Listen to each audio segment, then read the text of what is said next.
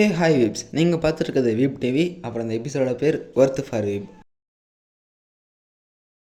என்னடா பேர் புதுசாக இருக்கேன்னு யோசிச்சிங்கன்னா இதுதான் அந்த சீரிஸோட ஃபஸ்ட் எபிசோட். நம்ம எல்லாருக்கும் அனிமி பார்க்கணுன்னு ஆசை இருக்கும், ஆனால் எந்த அனிமி பார்க்கணுன்னு தெரியாது. ஸோ அதுதான் இந்த சீரிஸோட மெயின் பர்பஸே. இந்த சீரியஸில் நம்ம என்ன பண்ண போகிறோன்னு பார்த்தீங்கன்னா, ஒரு அனிமியை எடுத்து சூஸ் பண்ணி அதோட கேட்டகரியை நம்ம சொல்லி அப்புறம் அந்த அனிமியோட மெயின் கான்செப்ட் ஒரு ரஃபாக சொல்ல போகிறோம். ஸோ இதில் முடிஞ்ச அளவுக்கு ஸ்பாய்லர்ஸ் இல்லாமல் நாங்கள் சொல்ல ட்ரை பண்ணுறோம். ஸோ இந்த வீடியோவை பார்த்ததுக்கப்புறம் பார்த்தீங்கன்னா இந்த அனிமியோட ஒரு ஜென்ரல் ஐடியா உங்களுக்கு கிடைக்கும். ஸோ அதை வச்சு நீங்கள் இந்த அனிமியை பார்க்கலாமா வேணாமா நீங்கள் டிசைட் பண்ணிக்கலாம்.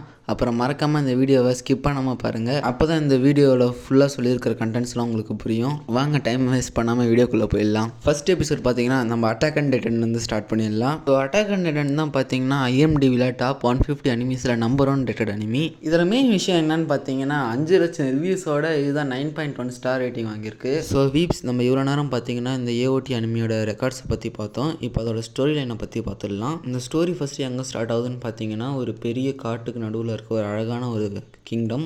அந்த கிங்டம் பார்த்திங்கன்னா 4 சைடும் சுற்றி ஒரு ரவுண்ட் ஷேப்பில் ஒரு பெரிய வாலால் சரவுண்ட் பண்ணப்பட்டிருக்கும். அது இந்த வால்ஸ் எல்லாமே லிட்ரலாக 90 to 80 மீட்டர்ஸ் ஹைட்டில் இருக்கும். அந்த வாலுக்கு வெளியே பார்த்தீங்கன்னா ஹியூமன் லைஃபே இருக்காது. அந்த மனுஷனோட கடைசி சிவிலைசேஷன் அந்த வாலுக்குள்ளே தான் இருக்கும். இதுக்கான ரீசன் பார்த்திங்கன்னா, இந்த வாலுக்கு வெளியே டைட்டன்னு சொல்லிட்டு சில ஜந்து சுற்றிட்டு இருக்கும். அந்த டைட்டன்ஸோட மெயின் வேலையை பார்த்திங்கன்னா மனுஷங்களை சாவடிக்கிறது தான். மனுஷங்களை சாவடித்து சாப்பிட்றது தான் அதோட எய்மே. இந்த டைட்டன்ஸ் மனுஷங்களை பசிக்காகவோ வேறு எதுக்கு நியூட்ரிஷன்ஸ்க்காகவோ சாப்பிடாது. பட் ஆனால் ஸ்போர்ட்டிவாக விளையாட்டுக்காக சாப்பிடும். பட் ஆனால் இந்த வாலுக்குள்ளே இருக்க மக்கள் ஒரு 100 வருஷமாக அந்த டைட்டன்ஸோட தொல்லை இல்லாமல் சந்தோஷமாக வாழ்ந்துட்டுருப்பாங்க. அப்படிப்பட்ட இந்த மக்களோட வாழ்க்கையில் யார் கண்ணுப்பட்டுச்சோன்னு தெரியல, ஒரு நாள் ஒரு டைட்டன் இந்த வாழை உடச்சி விட்டுரும். ஸோ இந்த வாழை உடச்சி விட்டதுனால 100 வருஷமாக பட்னியோட இருந்த டைட்டன்ஸ் வாளுக்குள்ளே பதன்னு மனுஷங்களை சாப்பிட ஸ்டார்ட் பண்ணும். ஸோ இந்த டைட்டன்ஸ் கிட்ட தப்பிச்சு அந்த கிங்டம்குள்ளே இருக்க இன்னொரு செக்ஷனுக்குள்ளே இந்த மக்கள்லாம் தப்பிச்சு போயிடுவாங்க. ஸோ இந்த மக்கள் இந்த டைட்டன்ஸ் மேலே ரிவெஞ்ச் எடுப்பாங்களா, இல்லை எதுக்கு இந்த டைட்டன்ஸ் வந்துச்சுன்னு கண்டுபிடிப்பாங்களாங்கிறத பற்றி தான் இந்த கதை ரிவால்வ் ஆகும். ஸோ என்னதான் இந்த டைட்டன்ஸ் இந்த மக்கள் அழிஞ்சாலும் அவங்கக்கிட்ட இருக்கிற அந்த ரேசிஸ், ஜாதி வெறி, பண வெறி இதெல்லாம் அவங்கள விட்டு அழிஞ்சிருக்காது. ஸோ இதுதான் இந்த அனிமியில் சொல்லியிருப்பாங்க. ஸோ இதுதான் இந்த அனிமியோட கோர் கான்செப்ட். அடுத்ததாக பார்த்தீங்கன்னா நம்ம இந்த அனிமியோட ஸ்க்ரீன் பிளே பற்றி பார்க்க போகிறோம். ஸோ இந்த அனிமியோட ஸ்க்ரீன் பிளே எப்படி இருக்குன்னு பார்த்தீங்கன்னா, ஒரு மனுஷனோட பல மடங்கு பெருசாக இருக்க ஹியூமன் ஜெயின்ஸுக்கும் நடக்கிற சண்டை, ஒரு ஃபிக்ஷனல் வார், அப்புறம் அந்த வாரில் மனுஷன் எப்படி அந்த ஜெயின்ஸ் கிட்டேருந்து தப்பிக்கிறாங்கிற ஒரு சர்வைவல், இதெல்லாமே காட்டியிருப்பாங்க. அப்புறம் வைலன்ஸ்க்கு பஞ்சமே இல்லாத மாதிரி எங்கே பார்த்தாலும் வைலன்ஸாக தான் இருக்கும். ப்ளஸ் சென்சாரே பண்ணியிருக்க மாட்டாங்க. அதே மாதிரி இந்த ஆர்கன்ஸ் எக்ஸ்ப்ளோர்ட் ஆகிற மாதிரி டெரிஃபிக் சீன்ஸ்லாம் கூட இருக்கும். ஃப்ரேமுக்கு ரத்தம் தெரிக்கிறதும் மண்டை வெடிக்கிறதும் இது மாதிரி இருக்கிறதுனால கொஞ்சம் டெரராகவும் இருக்கும் அனிமி.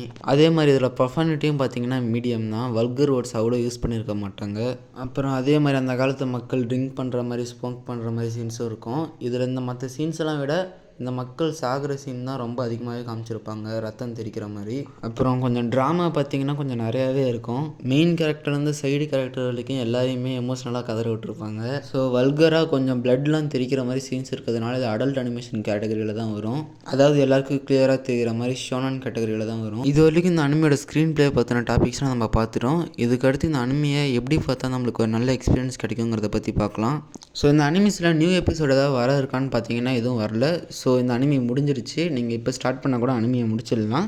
அடுத்து அனிமேஷன் குவாலிட்டியை பற்றி பார்க்க இது ரொம்ப பெஸ்ட்டுன்னு சொல்ல முடியாது. பட் ஆனால் இப்போ வர அனிமீஸில் இது ஒரு நல்ல அனிமி. ப்ளஸ் அனிமேஷன் குவாலிட்டியும் நல்லாவே இருக்கும். ஸோ இதில் மொத்தம் பார்த்திங்கன்னா 4 சீசன்ஸ் இருக்குது. ஃபஸ்ட்டு 2 சீசன்ஸில் ஒவ்வொரு சீசன்லேயும் 12 எபிசோட் இருக்கும். தேர்ட் சீசனில் பார்த்திங்கன்னா மொத்தம் 22 எபிசோட் இருக்கும். Fourth season 3 பார்ட்ஸாக பிரிச்சிருப்பாங்க. ஃபோர்த்து சீசனில் பார்ட் 1ல் பார்த்திங்கன்னா மொத்தம் 16 எபிசோட்ஸ் இருக்கும்.